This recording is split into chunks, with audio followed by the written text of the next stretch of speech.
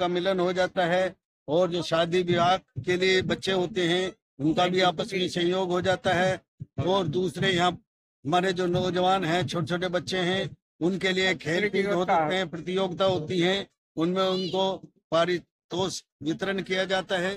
इस प्रकार से समाज में एक जागरूकता का काम करने का काम ये बौद्ध परिवार मिलन कर रहा है। इस मेले में आम आदमी सभी जो बौद्ध से संबंधित अपनी विचारधारा को रखते हैं सादर आमंत्रित रहते हैं, और अपना सब एक एक परिवार अपना अच्छा योगदान यहाँ आके करता है। भीड़ इस बात की गवाह है, आपके सामने जो देख रहे हैं कि हर साल ये कारवां बढ़ता जा रहा है, बौद्ध धर्म के मानने वालों का कारवां बढ़ता जा रहा है। और हमारा अपना उद्देश्य भी यही है कि ये देश बुद्ध की संस्कृति, बुद्ध के धर्म और बुद्ध के विचार से चले। मैडम, इसी के साथ हम चाहेंगे कि हमारा समस्त काम इस देश में, ये देश बौद्ध में भारत बने जैसे कि ये पहले था, और अभी भी हम चाहेंगे ये देश जो बौद्ध में था उन्हें बौद्ध राष्ट्र घोषित हो। और हमारा सबका उद्देश्य एक ही है कि हमारा देश इस राष्ट्र में जैसे कि बुद्ध के समय विश्व गुरु था उसी प्रकार से आगे भी विश्व गुरु बने।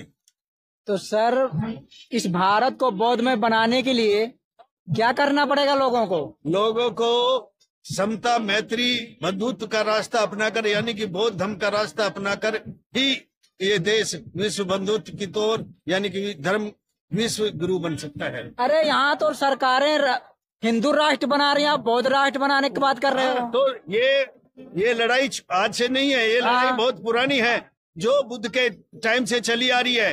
और आपने देखा कि जो आर्यों की सभ्यता थी उसके माध्यम से जो आर्य भारत में आए, इन्होंने हमारे मूल निवासियों का कत्लेआम किया, और बौद्ध के समय इन्होंने बौद्ध धर्म भिक्षुओं का कत्लेआम किया। और जो पुष्यमित्र सुंग था उसने इस हिंदू राष्ट्र को बनाने में, एक अपना ब्राह्मण धर्म को बनाने में बड़ा योगदान किया। ये लड़ाई है उसी संस्कृति की, बौद्ध संस्कृति की और आर्य संस्कृति के खिलाफ, यानी कि हिंदूवाद और बुद्धवाद की लड़ाई। सर, आप तो मतलब कह रहे हो कि ये जो ब्राह्मण है इनसे हमारी लड़ाई हुई है, और आपके ही लोग जो है हिंदू धर्म का कुंभ मेले में जाके दौड़ दौड़ के स्नान कर रहे हैं, उसको क्या करोगे आप? दरअसल में ऐसा है कि हमारे लोगों को उतना ज्ञान नहीं है कि वो धर्म को पहचाने, अपने आप को पहचाने। अभी जब शिक्षा का अभाव में इनको शिक्षा नहीं मिला, और अभी भी जो कुछ पढ़े लिखे हैं इनके आंखों पे ऐसा चश्मा आ गया, इनको हिंदू धर्म दिखाई देता है, इनको अपना पूर्व धर्म दिखाई नहीं देता है। इसलिए ये विडंबना है हमारे देश की कि जो आदमी थोड़ा घना पढ़ लिख के आगे बढ़ता है वो अपने समाज को भूल जाता है, और वो हिंदू क्या, वो ब्राह्मण बनने की कोशिश करता है। अरे सर, बाबा साहब ने तो बहुजन समाज के लोगों को बहुत सारे अधिकार उन्होंने दिया, संविधान बना दिए। बाबा साहब ने लोगों को पढ़ने का अधिकार दे दिया, महिलाओं को पढ़ने का अधिकार मिल गया। और तो भी हमारे इसी समाज की महिलाएं, यहाँ पर बहुत सारे जो लोग आए हैं, इन्हीं के गांव घर के लोग जा करके कुंभ मेला में स्नान करने गए, वहाँ पर उनकी मतलब वो मर गए भगदड़ की वजह से। देखिए, जागृति नहीं है, कुल मिला के समाज अभी जागृत नहीं हुआ है। केवल देखिए, आपका मैं बात बड़ी करूं कि कुछ पढ़े तो हैं, हाँ, लेकिन पढ़े लिखे के साथ गुणे हुए नहीं हैं। और जब वो बात को समझने लगेंगे, अपने इतिहास को पहचानने लगेंगे, वो इधर उधर के पाखंडों में जाना बंद कर देंगे। सबसे बड़ा है इस देश में पाखंडवाद। जब तक ये पाखंडवाद इस देश से दूर नहीं होगा तब तक इस देश में मूलचूल परिवर्तन नहीं होगा।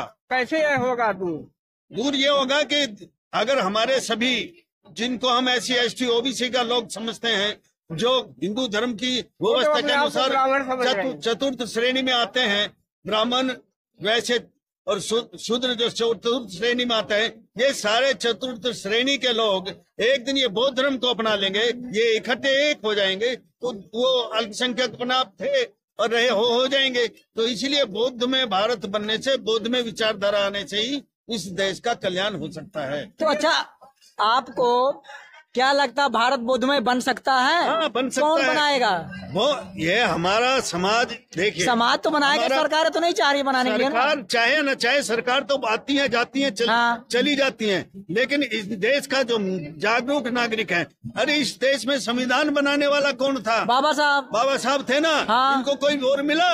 अरे ऐसे ही इस देश में मूल चूल परिवर्तन करके बुद्ध धर्म की पताका फहराने वाला एक महान योद्धा बाबा साहब थे, और फिर दोबारा मैं कहूंगा एक योद्धा फिर होगा जो इस देश में मूलचूल परिवर्तन अरे करेगा। बाबा साहब के नाम पे लोग वोट मांगते हैं और बाबा साहब की विचारधारा को फॉलो नहीं करते हैं, उनके बताए हुए रास्ते पे चलने के नहीं काम करते हैं, तो आप पौध में कैसे बना दोगे? देखिए भाई, ऐसा बात नहीं है कि अभी कहते हैं वीरों से धरती कभी खाली नहीं होती है। हाँ। आप जान लो कि जब बाबा साहब अकेले इतना सब कुछ कर सकते हैं, हाँ। जब इस बाबा साहब को लोग समझने लगेंगे और सही मानों में मानने लगेंगे तो तब परिवर्तन होगा। तो अभी तो आपका लोग सिर्फ जो है रोटी के लिए संबंधित है, रिजर्वेशन से जो नौकरी लगे हैं, थोड़े आगे बढ़ गए हैं, उनको बस वही दिखाई देता है कि हम नौकरी तो लगे और किसकी बदौलत हम नौकरी लगे हैं, वो उनके ध्यान नहीं है। जब जिस दिन वो बाबा साहब को सही तरीके से मान लेंगे तो देश में परिवर्तन होगा। तो ये साल में एक बार ये प्रोग्राम करने से मौधन कैसे बढ़ेगा? देखिए, आप पिछली बार भी आए होंगे, इस बार भी आ रहे हैं, तो देख लिए पहले से दुगनी ताकत बढ़ रही है, दुगनी चिंता बढ़ रही है। ये कोई भी चीज हो, धीरे धीरे आगे प्रोग्रेस होता है और ये प्रोग्रेस चल रही है, बढ़ रही है। जब कहते हैं जब कहीं भी मान और सम्मान नहीं मिलेगा तो लोग अपने धर्म में, अपने पूर्व धर्म में आने की कोशिश करेंगे। कोई ना कोई तो परिवर्तन होता है। मुसलमानों के राज में भी तो कुछ दलित मुसलमान बने ना, उनके अत्याचारों से, क्योंकि हिंदुओं ने बहुत अत्याचार किया था। इधर आओ। मुसलमान